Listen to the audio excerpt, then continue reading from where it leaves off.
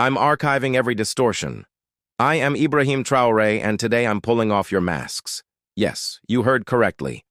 I, whom you call a young military hunter leader, whom you brand as a dangerous radical, whom you serve up as an anti-Western dictator, am truth.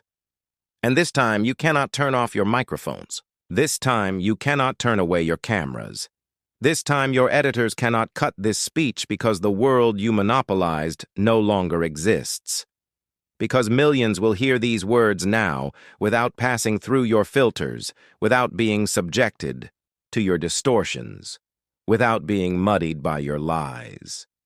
I am 34 years old. Every day of my life I grew up with your lies. As a child, I would watch Africa on television, always the same images, children with flies, dry lands, weapons, death. This is Africa, they told us. This is what Africa is. And we believed it. We were ashamed of ourselves. We were ashamed of our own lands, of our own people. But then I grew up. I read. I researched. I questioned. And I understood that the Africa you showed us wasn't real. The story you told us was a lie. The fate you imposed on us was a script you had written for years. How have you portrayed Africa? How have you shown it?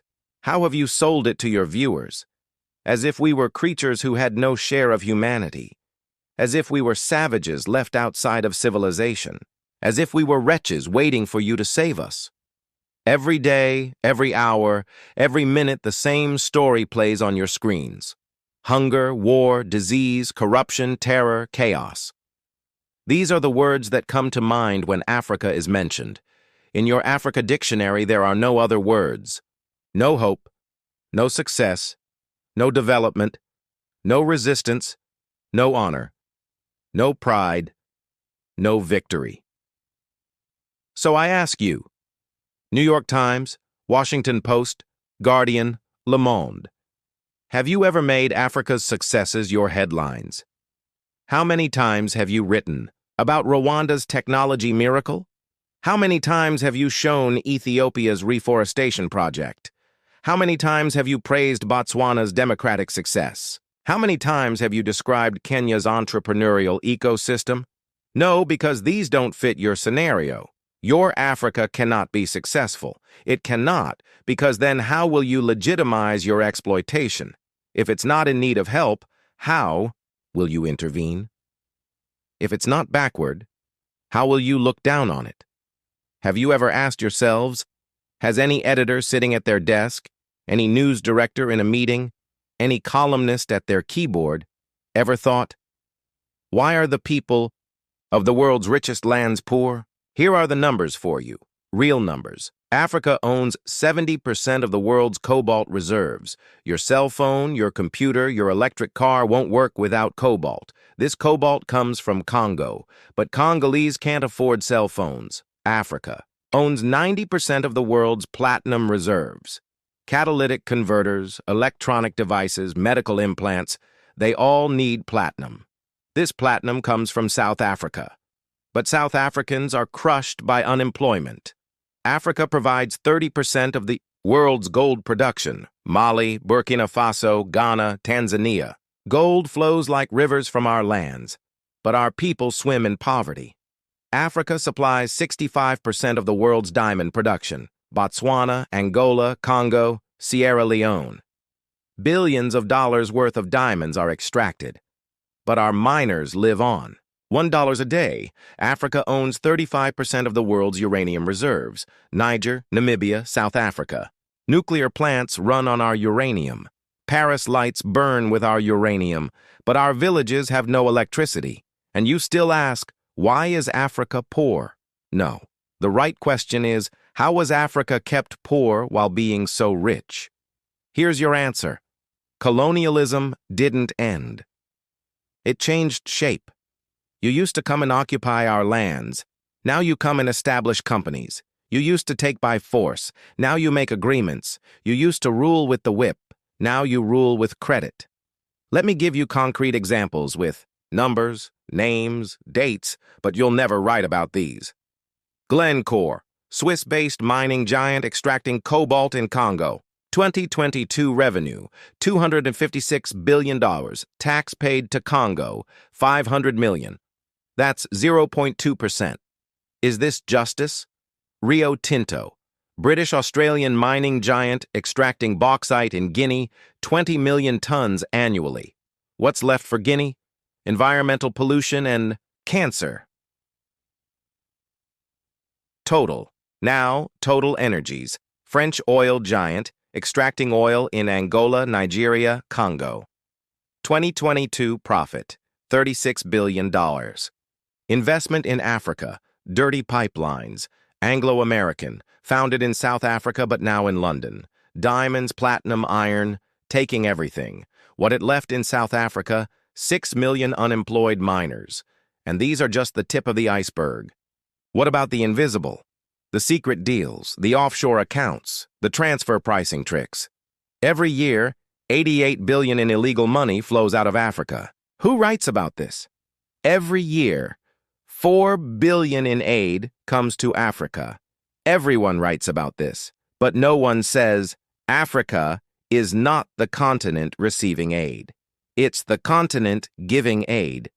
While you zoom your cameras on swollen bellies, there is a huge system working silently in the background. Every day, tons of gold, diamonds, cobalt, uranium, oil leave our land. But how? Here is the system. Step 1. Create corruption. Bribe our leaders. Open offshore accounts. Promise them a life of luxury. Send their children to your schools. Step 2. Make deals. Get 50-year, 99-year concessions. Ask for tax exemptions. Be exempt from environmental rules. Ignore labor rights. Step 3. Control the infrastructure. Take over ports, airports, railways, but only from the mine to the harbor. Don't build roads to the villages. Don't bring electricity to schools. Step 4. Provide security. Set up private security companies. Arm them. Declare protesting illegal. Step 5. Silence the media. Buy local journalists. Suppress opposing voices. Serve internal unrest news to international media. And this is how the system works. It's been working like this for 100 years. And you don't see this system. You don't want to see it because you're part of the system too. Who are the biggest advertisers of New York Times, CNN, BBC? Oil companies, mining companies, arms companies, pharmaceutical cartels, the companies that exploit Africa. You live on their money. You defend their interests. And what I'm about to tell you might cost me my life. But it's no longer time to be silent. France's system in Africa is the CFA franc. 14 African countries still use French colonial currency.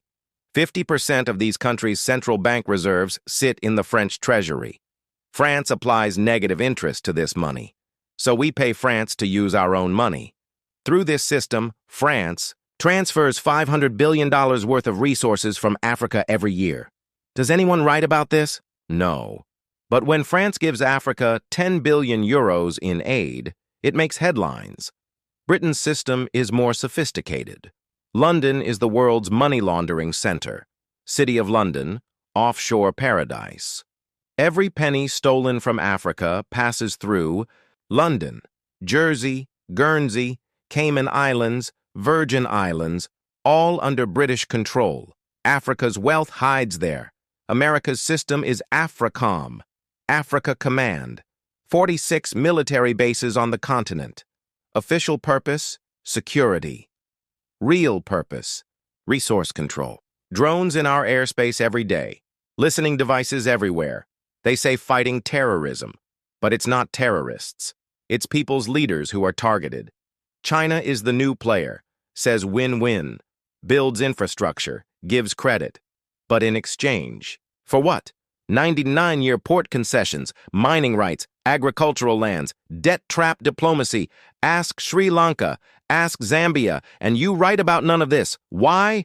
Because you're not free press. You're corporate press. Your bosses are billionaires. Jeff Bezos bought Washington Post. Why? For love of journalism? Rupert Murdoch's media empire, Fox News, Wall Street Journal, The Sun, The Times, all from the same hand, all giving the same message.